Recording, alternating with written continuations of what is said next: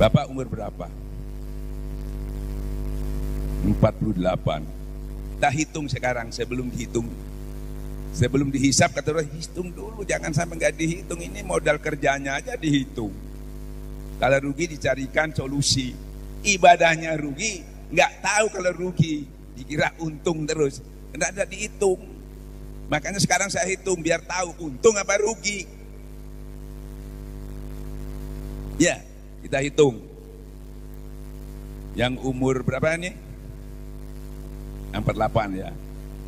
Kayaknya kalau 48 tuh yang masih muda. Ya.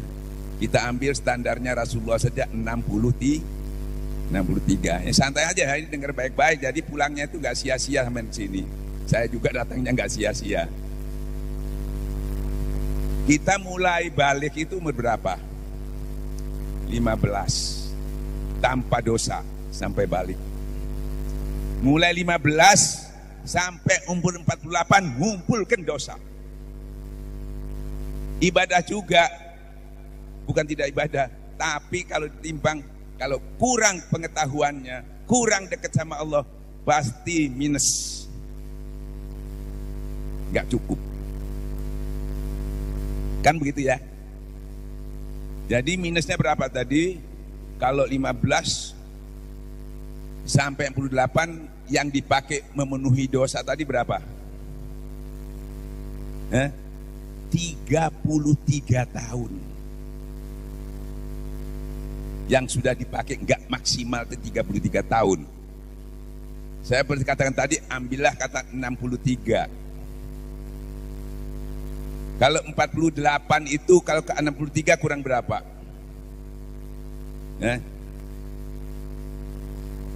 15. Sedangkan sampai cuma punya kesempatan 15 untuk menebus yang 20, 33. Kurang ya. Kalau dihitung waktunya kurang. Nggak cukup. Apalagi yang umur 60. Nah sisanya ini sampean mau pakai apa menyelesaikannya? Mau pakai apa? Ilmunya kurang, ya, pengetahuannya kurang. Kalau kiai, insya Allah, ya, karena ngaji terus, buka kitab terus, wiritan terus, ya, mondoknya mulai 7 tahun sampai jadi kiai. Pengetahuan cukup, insya Allah. Kita ini kapan kesempatannya menuntut ilmu? Umumnya kita cuma punya waktu setahun 2 kali nunggu Isra Mi'raj sama Maulud Nabi. Kan begitu ya? Setahun 2 kali, itu pun cuma berapa jam. Dengan waktu yang singkat, pasti tidak bisa memenuhinya. Apalagi kondisinya zaman sekarang, orang serba sibuk dan sangat sibuk. Jadi kekurangannya ini ditebus pakai apa? Cara apa? Gak nututi. Maka dari itu, alhamdulillah kami datang, atau ajaran ini datang, yaitu melalui ajaran metode Torekat Qadiriyah Naqsybaniyah Hamdiyah, Pondok Pesantren Surai memberikan solusi. Harus ada solusinya. Kalau nggak ada solusinya, kita kalau dengan logika aja sudah nggak mungkin. Harus ada solusinya. Seperti halnya contohnya, ada cerita yang sampai sudah ketahui, ada orang membunuh 99 orang. Dia cari solusi. Kan sulit itu solusinya itu. Datang ke satu kiai yang bukan ahli hikmah. Dia mengatakan, nggak bisa. Ya mungkin diterima taubat kamu kepada Allah. Masalahnya dalilnya yang dia ketahui dan dalilnya itu benar, membunuh 1 orang aja sama dengan membunuh sedunia manusia. Apalagi kamu 99. Jadi nggak ada solusinya, nggak ada. Marah ini yang membunuh ini tadi. Dia jengkel, langsung dibunuh itu kiainya itu tadi. Jadi cukup 100. Ya cari lagi kiai yang memang ahli hikmah, yang arif bijaksana, yang wawasan keilmuannya komplit, kafah, syariat, tarekat, hakikat, makrifat, cukup pengetahuannya. Disampaikan, bisa enggak saya? Bisa. Waktunya cuma 1 detik.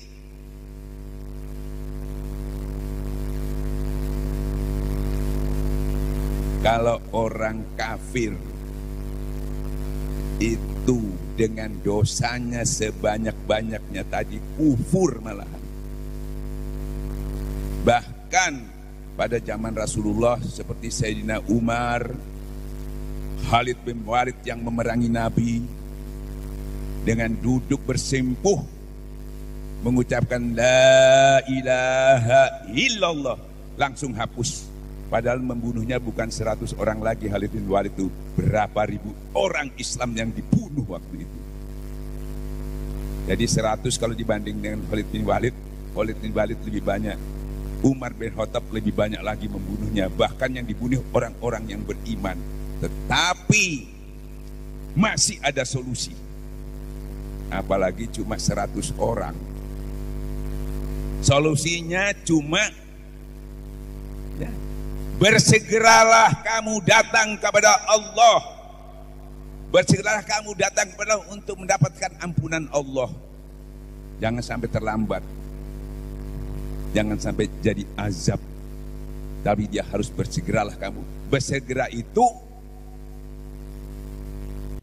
hadir datang ke Allah. Kita selamanya ini bukan hadir, bukan datang, bukan mendekat. SMS.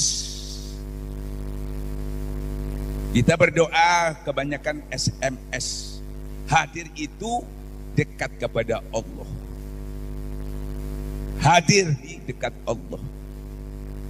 Nah, hadir itu ya zikrullah. Nah, selama ini kita tanpa hadir mohon kepada Allah, itu namanya SMS. Jadi permohonannya itu tadi namanya dia cuma berdoa. Kalau berdoa saja persyaratannya itu pasti banyak, nggak cukup. Karena dikabulkannya doa itu sulit untuk dikabulkan karena persyaratannya berat. Pertama harus tauhidnya sempurna, imannya sempurna, dahir makanannya halal, pakaiannya halal baru diterima. Tetapi kalau lewat zikir, kamu datang kepadaku dengan hadir kepada, hatta kamu membawa dosa sebesar langit dan bumi. Kalau kamu datang kepadaku, hadir kepadaku, dekat kepadaku, aku ampuni sebesar langit dan bumi juga. Inilah yang kamu berikan solusinya. Nah, hadir itu kadang-kadang kita nggak tahu bagaimana caranya hadir. Saya bukan kiai, saya bukan orang yang pandai dalam agama. Saya nggak bisa hadir, nggak bisa dekat kepada Allah.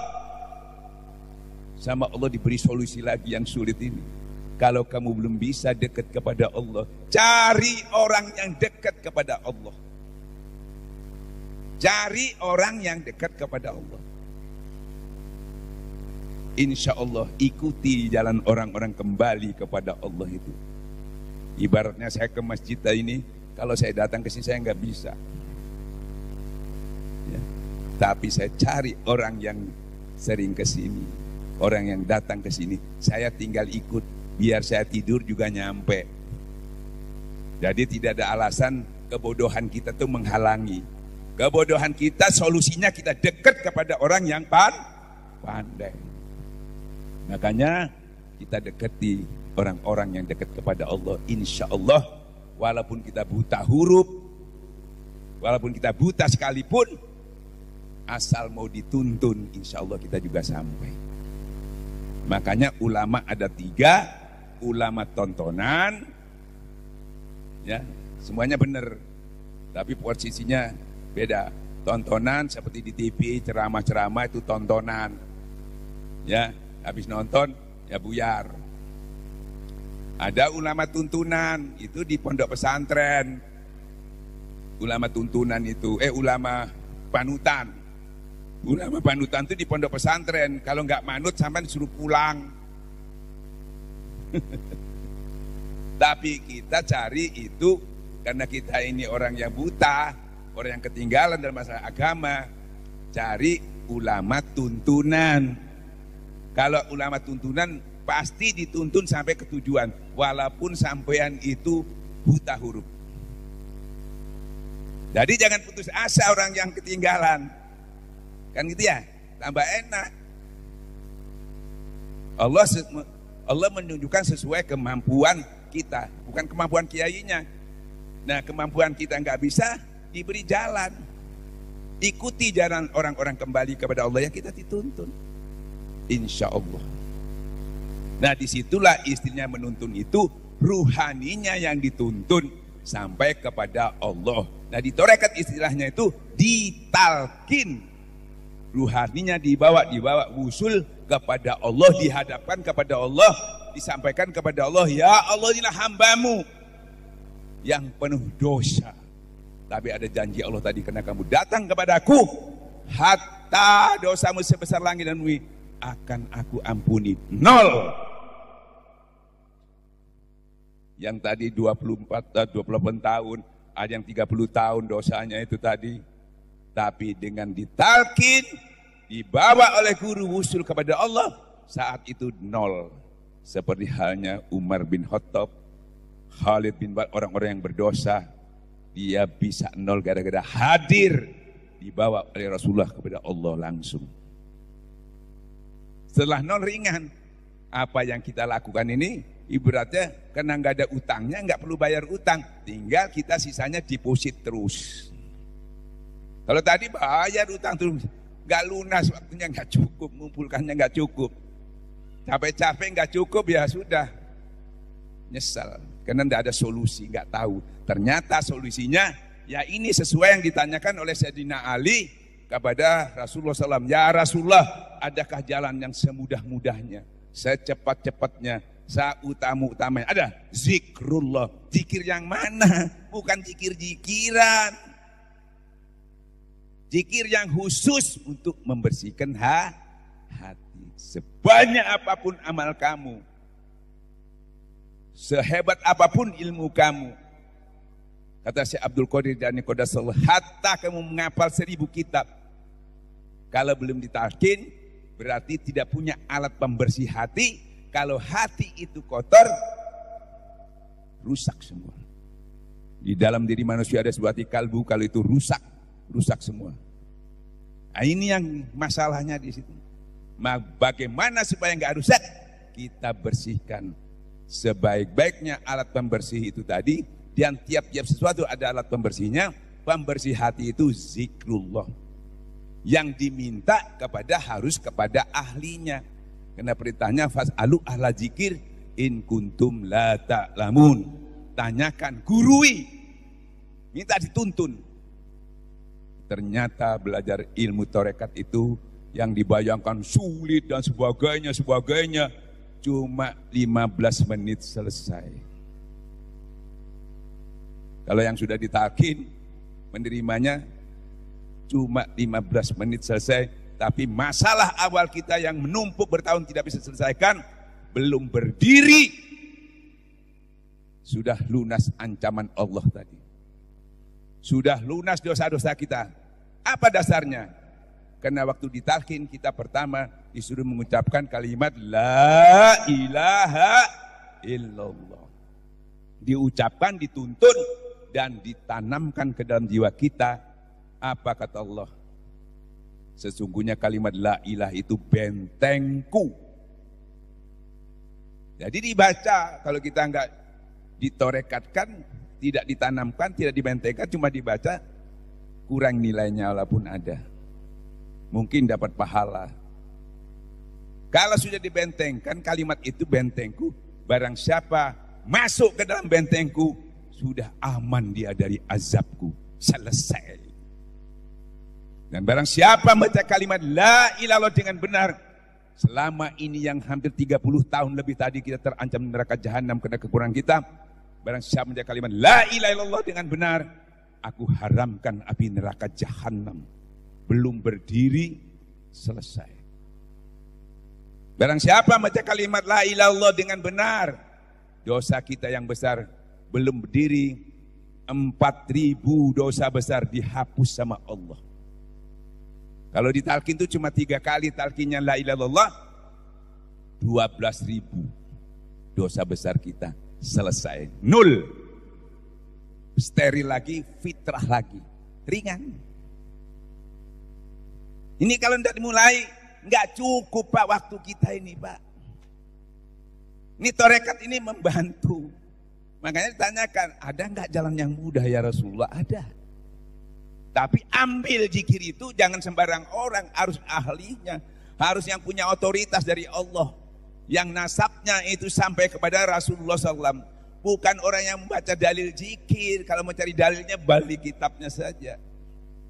Tapi orang-orang yang betul-betul mengamalkan dan sudah bersih hatinya, itu yang kita cari sebagai tuntunan kita, sebagai panutan.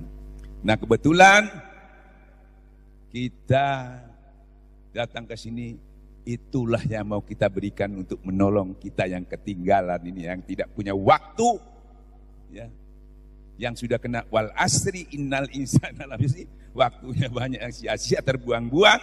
Sekarang insya Allah kita bisa backup semuanya itu, asal mau. Ya, syukur ya. Nah ini kenapa kita harus bertarekat ya ini. Kalau Anda nggak nuti waktunya Pak, umurnya nggak nuti, itu kalau sampai 63 tahun, kalau tadi kurang 28 tahun, kalau dia saya hitung 63, kalau nanti itu cuma umurnya 5 tahun, kurang berapa, mana sempat. Jadi harus cerdas Pak memahaminya. Hanya orang yang sempurna, ulil albabnya yang bisa memahaminya. Kalau nggak paham, kalau nggak paham, salah paham terus sama Allah. Antara kiai dengan kiai aja sering salah paham. Ya, nah ini supaya nggak salah paham. Nah kata Allah yang Quran, hanya orang yang sempurna ulil albabnya yang bisa memahami pelajaran. Pinter tapi kada paham.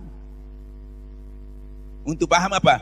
Alladzi yazkurunallaha qiyaman wa qu'udan wa ala junubihim. Dudukmu, berdirimu, berbaring, selalu ingat kepada Allah. Zikrullah.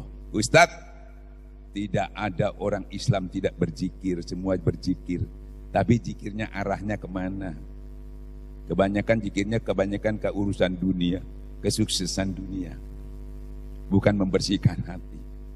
Justru zikirnya tambah melalaikan ingatannya kepada Allah. Karena tujuannya dunia. Kata Allah, tak beri. Tapi kamu di akhirat tidak mendapatkan apa-apa. Padahal yang kita kejar 2, dunia dan akhirat. Bapak-bapak, ibu-ibu yang dimuliakan Allah. Nah hasilnya setelah iman ini bagus,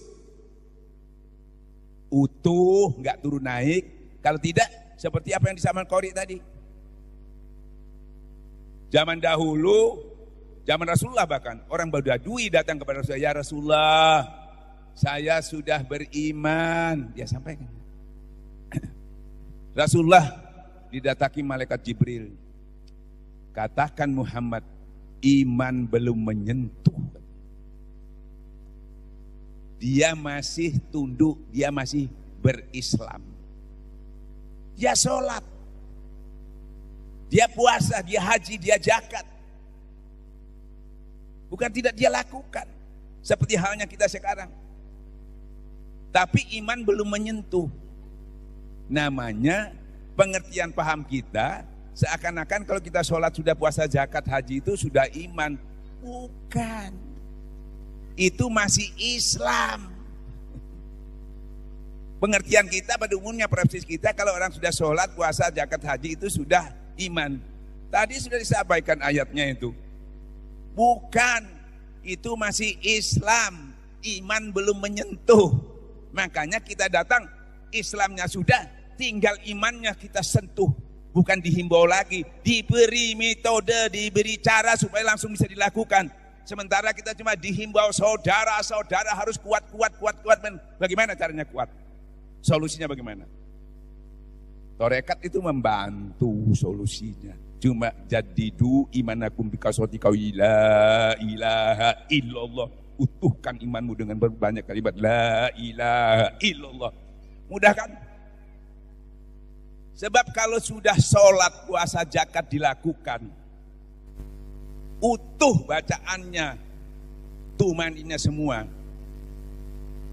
ya, tanpa hati yang bersih. Seperti karena di dalam diri manusia ada suatu kalbu, kalau itu rusak, Pak, habis, Pak, bangkrut, menyesal apa yang kurang. Padahal kalau kita lihat, orang melihat kita pasti punya nilai. Mulai bacaannya bagus, waktunya bagus, berjamaah, ternyata sia-sia. Kalau sudah rukun Islamnya dijalankan dengan baik, tapi imannya belum nyentuh, ibadahnya jalan, maksiatnya juga pasti jalan. Kan gitu ya? Nah, inilah perlu kita kaji yang lebih dalam supaya yang kita lakukan dia tidak sia-sia. Ya, kenapa? Kita lihat contohnya Imam Al-Ghazali, ulama besar. Dia sudah punya madrasah. Kalau sekarang itu perguruan tinggi. Riwayatnya beliau itu sebelum belajar bertorekat, adik beliau itu sudah bertorekat, bahkan sudah terbuka basirahnya. Waktu sholat, beliau sholat menjadi imam, adiknya menjadi makmum. Sholat, habis sholat adiknya ini sholat lagi. Kenapa kamu sholat lagi?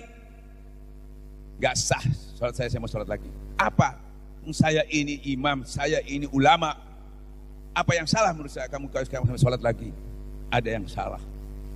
Saya melihat kakanda tadi sholat berlumuran darah.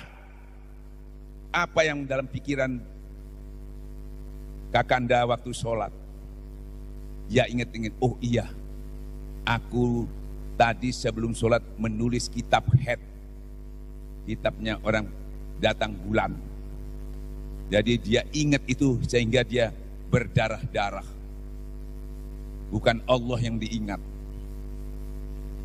Dia menyesal, langsung stres, bingung. Ya. Pengetahuan saya, kitab saya sudah segudang. Tulisannya saya sudah berapa kitab.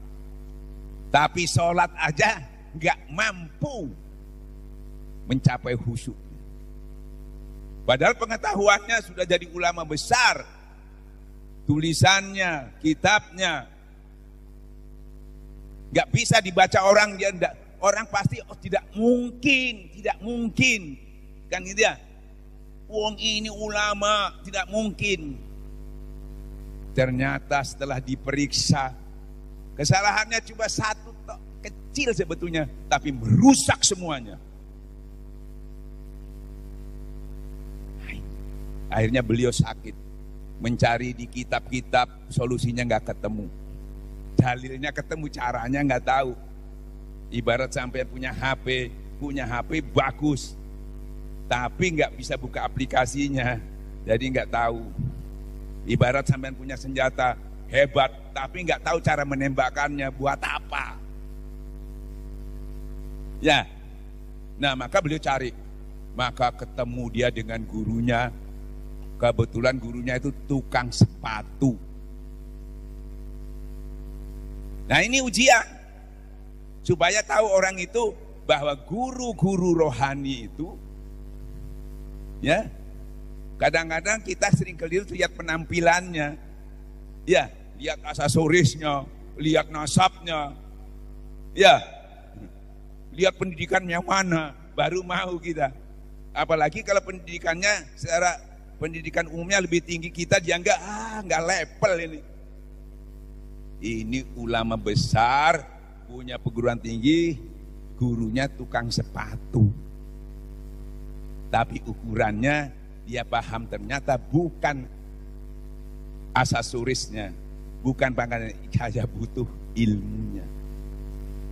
Ini dalam ilmu tarekat, ilmu tasawuf itu begitu. Makanya Nabi Musa pun setelah sepandai itu sudah jadi nabi, tetap disuruh berguru.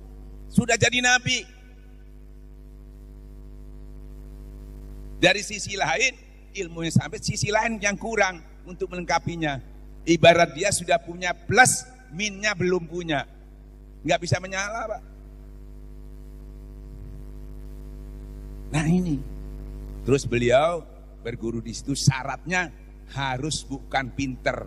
Syaratnya bagaimana supaya dia tawadu, merendahkan diri di hadapan Allah dengan pengetahuan yang luar biasa, yang lebih banyak itu tadi. Harus tawadu. Makanya dia disuruh apa? Disuruh ngepel di kamar mandi, disuruh ngepel, pakai surbannya suruh ngepel, menghinakan dirinya. Yang biasanya dia harus dimuliakan dan dia menjadi bangga, sekarang dia harus, ini harus begitu. Karena keilmuannya tadi bukan merendahkan, merasa lebih tinggi. Nah, kenapa selalu tinggi? Ilmunya bukan untuk diamalkan, tapi untuk didebatkan, untuk menghujah, untuk menjatuhkan orang lain. Terus gitu. Menghujah, mengejek. Padahal yang dihujah itu pakai Quran, pakai hadis menghujahnya. Yang membalas juga pakai Quran dan hadis. Yang mana yang salah? Yang menghujah sekarang sampai lihat. Yang menghujah pakai Quran dan hadis. Yang dihujah juga membalas Quran dan hadis. Ada yang salah enggak? Itu salah paham itu. Kecuali yang satu pakai kitab Mahabharata, ini Quran, nah baru ketahui ini sama masuk Quran hadis, dan ini yang salah siapa? Sampean berani nyalahkan. Maka kami tadi oleh guru kita, jangan membenci ulama sejaman. Karena kita kadang-kadang nggak tahu persis. Ya, makanya lebih baik kita bagaimana memperbaiki diri kita. Jadi ilmu bukan untuk didebatkan, tapi untuk diamalkan. Nah itu waktu itu beliau begitu. Termasuk Syekh Abdul Qadir Jailani juga itu didebatkan. Tapi setelah ada peristiwa yang dia tidak bisa mengatasinya, dengan ilmunya akan kurang, dia mencari lagi dan ketemu dengan guru itu. Setelah dibersihkan, terus sampai ke gurunya. Bagaimana? Sudah. Ulangi, bersihkan lagi dengan jenggotmu. Terus dibersihkan juga. Dengan persyaratan itu dia betul-betul mau merendahkan diri, ya, diberikan dia sesuatu ujian-ujian, dia berani melakukannya, maka baru diberi dia. Yaitu kalau membersihkan kamar mandi tadi begitu mudahnya, ya, ada alat pembersihnya, juga membersihkan hati ini lebih sulit, baru diberikan. Beliau 10 tahun lebih di menara, di masjid membersihkan itu tadi.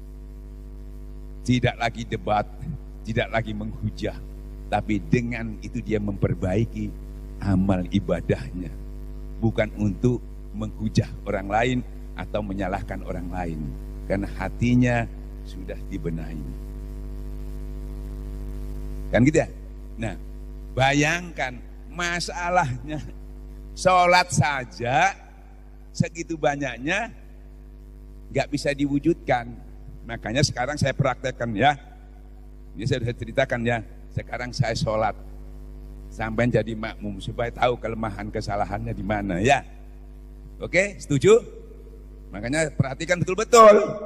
Ibu jangan sampai, karena ibu sama saya ini jarang ketemu.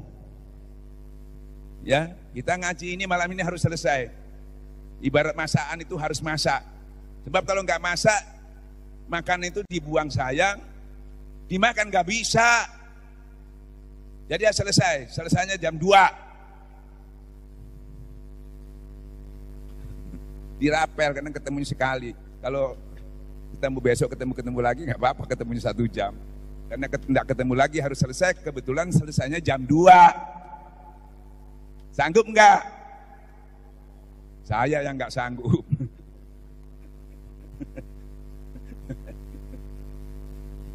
Kita ini sering bohong ya. Ya, cocokkan sama hatinya. Basa-basi, seneng. Sekarang saya sholat ya. Ini saya contohkan biar tahu kesalahan kita di mana ya. Ini jangan tahu dalilnya doa tahu, tapi meraktekannya nggak bisa. Nah, sholat kiblatnya di mana nih? Sini kencang. Ya, sampai makmum. Saya ke sini. Allahu Akbar. Salah apa benar? Kiblatnya di sini, tapi saya ngadap sini. Allahu Akbar. Benar apa salah? Kalau salah, yang negor Allah apa makmum? Negornya kayak apa? Negornya kayak apa? Subhanallah. Ya, gampang ya. Atau bacaannya keliru ya. Subhanallah. Tinggal saya, keliru, saya luruskan. Allahu Akbar. Selesai ya. Nggak ada masalah ya. Dohirnya. Sekarang ininya sudah bagus, pas. Tapi hatinya melenceng ke mall, ke pasar. Yang negor siapa?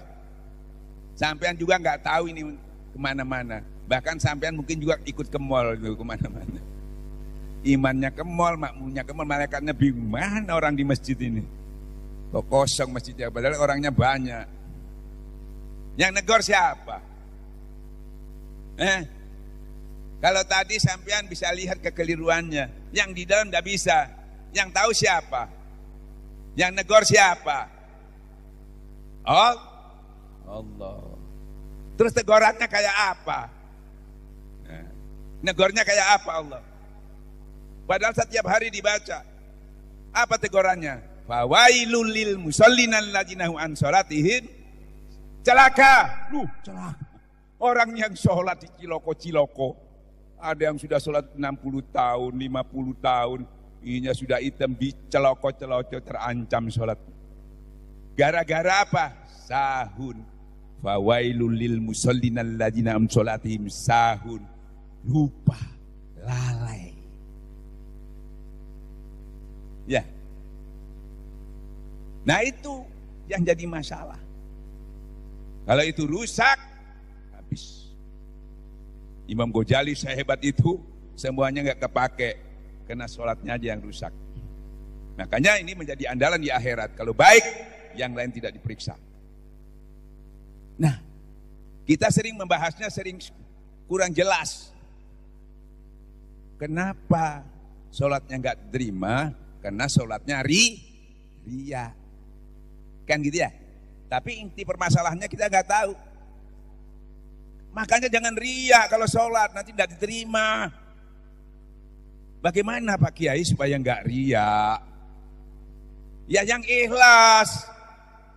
Sebagaimana supaya ikhlas, jangan ria. Bagaimana supaya jangan ria, yang ikhlas. Gak ketemu. Padahal ketemunya karena kamu lupa kepada Allah. Barang siapa lupa kepada, diganti iblis di dalamnya. Untuk membuat kita ria. Ini ketemu. Ternyata karena kita goplah lupa, iblis masuk. Timbul ria. Jadi ria itu enggak timbul sendirinya. Dia kena ada sebab musababnya dia timbul ria itu karena lupa kepada Allah. Kan gitu ya? Sudah ketemu berarti penyakitnya ya. Lupa kepada Allah. Lupa itu apa? Tidak berzikir kepada Allah. Goplah itu lupa, lalai. Ya, nah sekarang kita periksa lagi, bagaimana mencapainya sekarang? Sesungguhnya sholat itu berat kecuali yang khusyuk. Bu, dengar ya. Sesungguhnya sholat itu berat kecuali yang khusyuk. Sekarang kadang-kadang kita textbooknya aja langsung dihusuk-husukkan gini. Saya juga begitu dulu kalau nggak tahu, karena suruh husuk, dihusuk-husukkan. Tambah ndak husuk. Ya. Kenapa harus kita husuk-husukkan? Takut, bukan takut nggak husuk, takut nggak dikatakan husuk. Kalau sudah dihusuk, wah ini husuk, nah alhamdulillah. Nah, kan gitu ya. Nah, terus bagaimana solusinya Ustadz? Tapi banyak orang mencari akhirnya seminar di hotel bayar 3 juta menggapai sholat khusyuk, buka kitab bestseller beli, di situ ada keterangan menghusyuk. Gak bisa. Gak bisa. Ternyata khusyuk itu sederhana sekali. Ya, prosedurnya bagaimana? Panggilan sholat. Wa aqimus sholat lizik. Dirikan sholat untuk dirikan sholat untuk ingat tuh zikir. Dirikan sholat zikir, cuma zikir. Allahu Akbar, cuma zikir. Dirikanlah sholat untuk ingat. Kenapa kita cari yang lain? Kan harus khusyuk. Khusyuk itu bukan pelajarnya. Khusyuk itu hasil dari zikir. Sampai mencari pedas tapi tidak makan lombok, nggak bisa. Pedasnya nggak usah dicari, makan aja lomboknya. Sampai kami manis tidak makan gula, nggak ketemu. Makan aja gulanya, pasti keluar manisnya. Sampai mau khusyuk, zikir aja. Zikir itu menimbulkan tentram. Tentram itu identik dengan khusyuk. Ya, nah ini enggak. Makanya saya tanya, bisa khusyuk enggak kalau hatinya orang enggak tentram? Bisa khusyuk enggak kalau hatinya orang enggak tentram? Bisa enggak? Yang dicari khusyuknya apa tentramnya? Tentramnya. Mencari tentram di Quran cuma satu jalan. Ala bizikra tatmainul qulub. Hanya dengan berzikir hati menjadi tentram. Itu kuncinya di situ. Enggak selesai-selesai.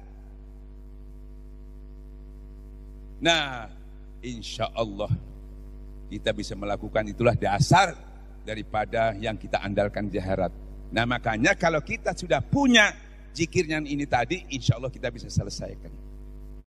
Dukung channel ini dengan subscribe, dan jangan lupa nyalakan loncengnya, akan ada video-video baru yang mungkin Anda suka. Kalian boleh membagikan video ini ke saudara maupun teman, karena berbagi itu kebaikan. Semoga Allah membalas kebaikan Anda.